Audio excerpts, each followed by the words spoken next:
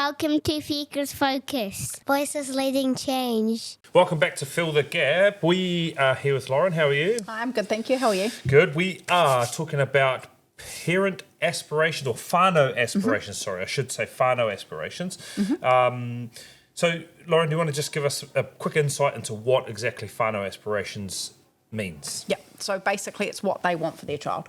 And I think it's important that it's not just parent aspiration, it's Whānau aspiration. I think that's really important because there's so much more to it than it is just the parent's opinion of where they want their child to be.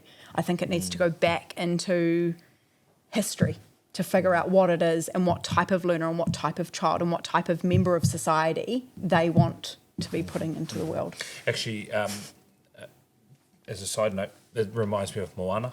Yes. Because Moana's dad wanted X and Moana's grandmother wanted Y. Exactly. You know, and it was it's actually a critical look into or insight into the Whānau aspiration of her being a voyager. But it really does illustrate that we're trying to, in terms of the holistic approach, we're trying to really build around the child so that we build a strong ecosystem around them. So, Lauren, can you just talk us through? So, say, for example, I've come in, I've brought in Marlo and Frankie, I've brought in Marlo, and you, I'm saying, we're coming into the centre, and you sit down with me, and what would the conversation look like with me and Marlo, and maybe Marlo's mum, and Nana, and whoever? Yep, so it doesn't physically need to have the whole whānau on site to be able to do this. I feel like it's really important that the parents are aware of the whole whānau and what that entails. You know, because you as the parent know your child and your family the best. The educators don't. Yes, we know your child very well, or we will know your child very well, but in terms of the history and the family values and beliefs, that's for you guys to bring to us to then see how we can not so much implement, but recognise within that child's learning. So I come in, got Marlo, and sit down. How would you lead that conversation? I think for me it starts with sharing knowledge, figuring out, because not all parents see the value in it. Why? Why do you think that? Well, I'm gonna generalise and stereotype, but I think it's because they have a whole lot of trust in us. If I'm really honest, they're putting their child into a centre that they've handpicked. They've met the team. They've selected that centre because they feel safest. So they've put their child in care, and they're like, no, I actually trust you. I actually trust you to do that. But for us as educators, it's so important that we get the bigger picture so that we are actually able to recognise and implement what the family wants, the whole family. So let's just say, I come in with Marlo and you ask me, you know, what are your aspirations? Bit of background, we'll give you some stories, and then, what are your aspirations? So I turn around and say, oh, look, I just really want Marlo to be able to make friends, and, you know, I really would love for her to be able to solve problems if she comes across them. Is that the general gist of what you might see in a meeting? Yep, definitely. But you can also take it all the way back. Like if you're a brand new family, it's as simple as, I want my child to want to come to daycare. Yes. You know, I want my child to be happy and content in the early childhood service. I want them to build a strong relationship with one teacher so that they feel safe and comfortable. You know, it is as simple as, I actually want them to be happy, and that's actually okay too. Well, that should be, I think that should be a baseline. But I think once you get to, you know, that 4.5, you really start to see the intricacies of social learning and development, and they're actually a tiny human. Yes. You know, and they can advocate for themselves and they can communicate what they want. Whereas if you're looking at a pēpi that's under 6 months, that their aspiration is going to be very different from what it is to be a 4.5-year-old. And when we're talking about, let's go to a pēpi in terms of that infant space, because that's where I think it's just trying to grow the understanding of, because I know there also might be parents that might just be like, I'm dropping my child off because I need to go to work, you know. Yes. Now, I know that's a small portion, but there's still an important portion because we've got to then convert them. We need to convert them into understanding. Actually, the importance. We want to know what you want for your pēpi and your child, you know. So what does that look like in an infant space with our youngest and most vulnerable? Yes, and I think it's quite different from a 4.5-year-old, because if you're looking at, or even an over 3-year-old, for example, because the over 3-year-old can communicate verbally, they can tell you what they're interested in, what they like, what they don't. Yeah.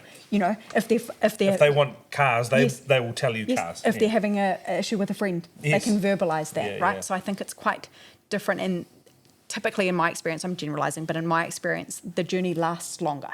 Like the learning outcome and the parent aspiration lasts longer. Whereas for an infant or a pēpi, it's a little bit different.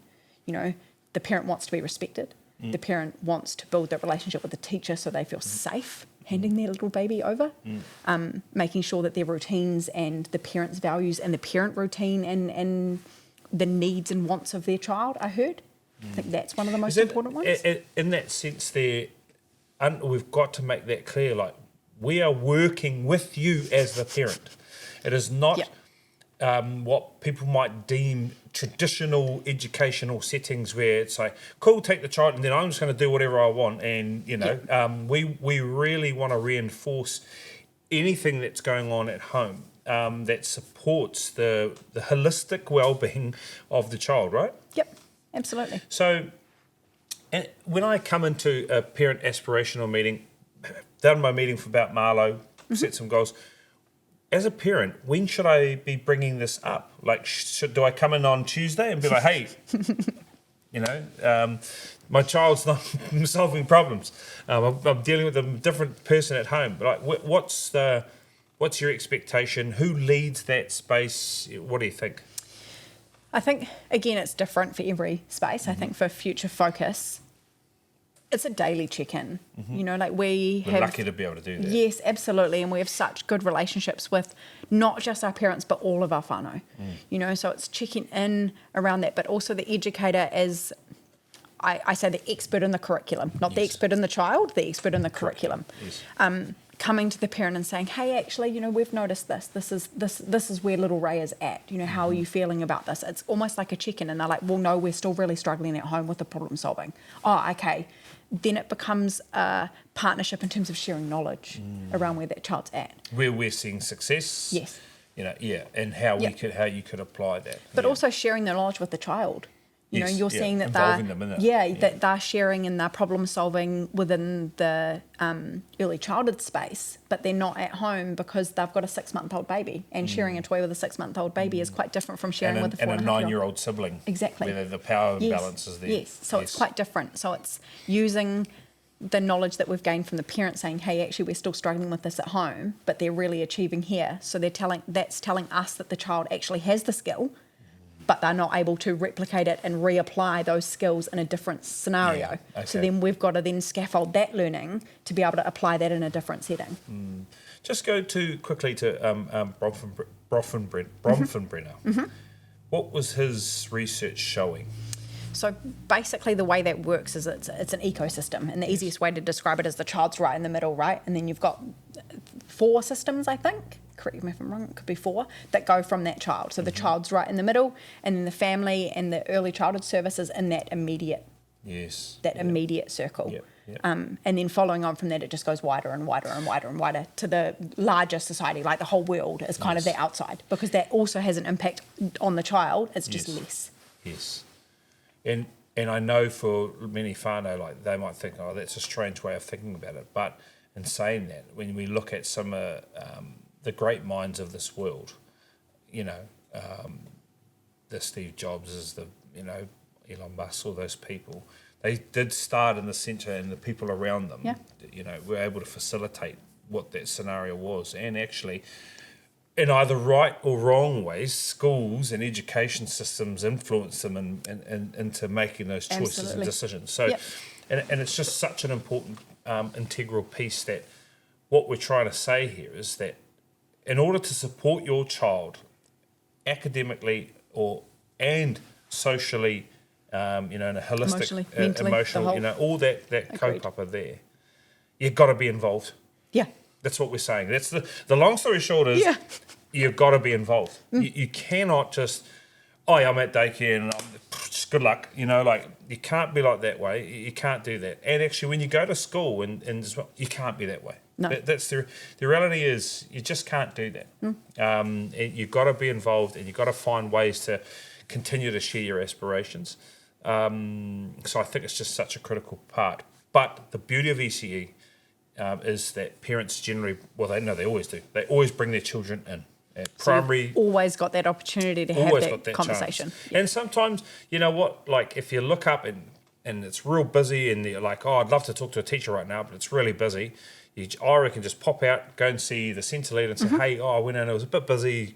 I just need to have a catch up about little Ray. I just want to get some advice, blah, blah, blah. And our teams, our teaching teams across the motu, they would always make time for that space. So Absolutely. it's such an important piece. Okay, Lauren, thank you very much. Thanks, in this space of supporting the sector, especially around the parent aspirations, it's a really important topic. So I agreed. really appreciate that. Thanks.